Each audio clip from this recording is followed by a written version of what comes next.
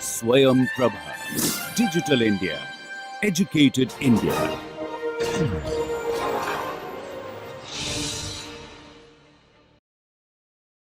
So we are going to discuss or review basics of quantum mechanics.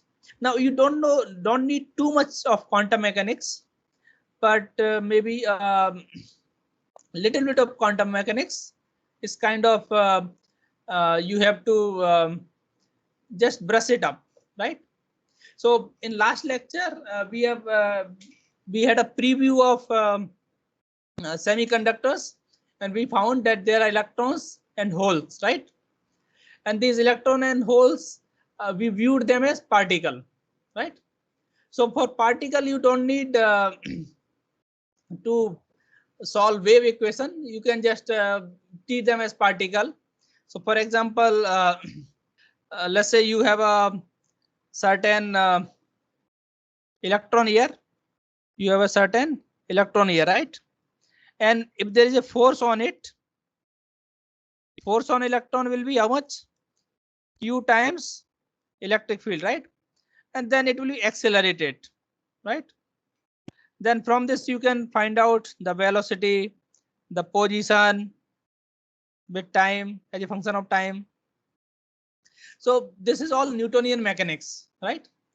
But when we came to the 20th century, early 20th century, we basically this concept of electron as a particle started to break down, right? What happened? Some phenomena were observed. So some phenomena were observed. For example, there's a list of phenomena. One is called photoelectric effect, right? Or black body radiation. Probably you might have heard about these in your physics course. So can you recall what is black body radiation? So it's a radiation by the black body. Now what is a black body? Now typically you heat any object, it will radiate, right? Now black body will basically it will also emit a radiation, but with certain characteristic, right? So it will give out certain intensity, total amount of radiation, right? And they have been measured by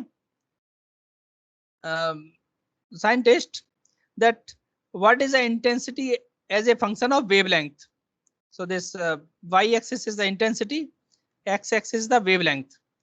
So what was observed, that maximum intensity was observed at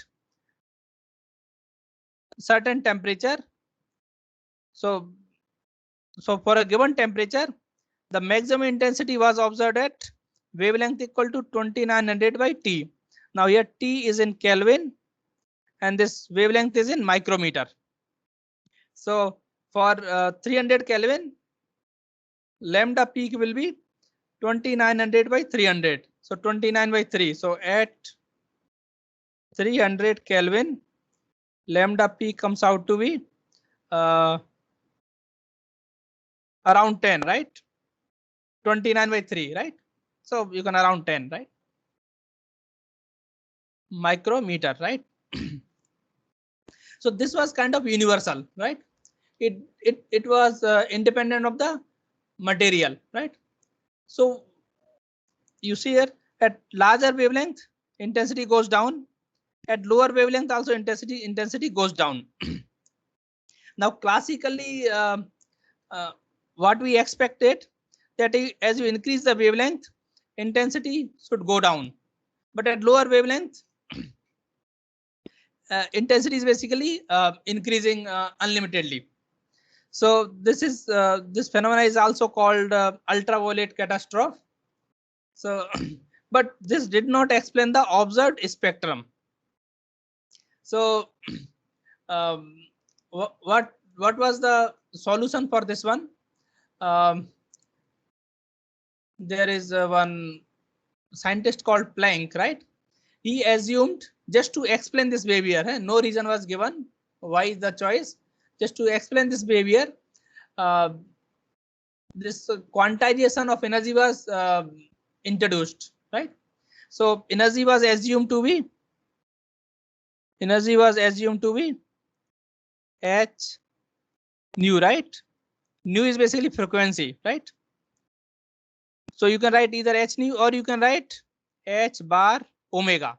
So omega is 2 pi nu, right? And then h bar is h by 2 pi. So these two expression are similar and you should remember it. So when energy was assumed to be quantized, this behavior was explained. So that gave rise to the concept that energy could be quantized. Then another effect that was observed by Einstein few years later in 1905, that was photoelectric effect. Now photoelectric effect is that when you shine light on a metal and try to find out how many electrons are ejected from the metal. So the intensity of light did not matter. Means it can be very high intensity, but no photon will come out if the frequency is below certain critical frequency, right? So that means energy of individual photon is important to knock out the electrons, right? So that told us that each photon energy is also quantized. Then another quantization was observed uh, in case of atomic spectra. So in photoelectric effect, this h nu can be written as work function, right? Work function or E5. So in atomic spectra, the energy transitions were at discrete energies. So there was a discrete spectra for different atoms, right? And this can again be explained if electrons occupied discrete energy in the atom. So electron revolving around atom, they occupy discrete energy, will give rise to discrete spectrum. Now this can again be explained. Now how it is that electron can only have discrete energies, or they can have only particular energies, right? So this is possible when electron also show wave nature. It is coming in the next slide, by the way. So then another one is basically wave particle duality. So interference pattern was detected when electrons were uh, going through that what is this experiment called? For interference pattern, the slit experiment. Division gamma. Huh? Division Double gamma. slit, right? Yeah, double slit experiment, right? So let's say if you send one electron here, then on the screen what you will see? If you have a detector here, then either you will detect electron or you will not detect electron, right? So it is still a particle. But when we observe statistical behavior, let's say we average it over a period of time, then we will get a pattern like this, right? So that sort that statistically this electron behave like a wave. So individual electron is behaving like a particle only. But if there are group of electrons or you observe this electron over a period of time, they show the statistical behavior which is similar to the wave, right? So this basically gave rise to two concepts. One is the quantization of energy, thus energy is quantized, and second, the particle can behave like a wave also, right? And you can recall that de Broglie relationship that says um, P is equal to H by lambda, correct? So P is momentum, MB, and lambda is the wavelength. But if you see any classical particle, their mass is very high, right? So that means lambda will be very small.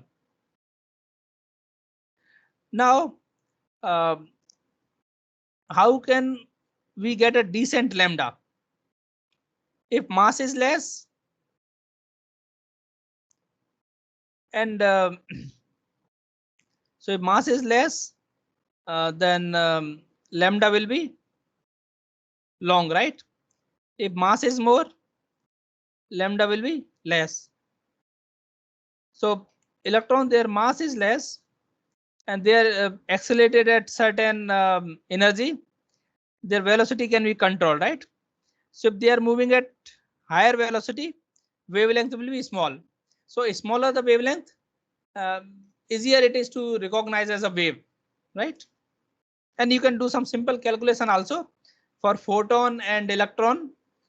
So for the same momentum, you can find out what is the velocity of electron.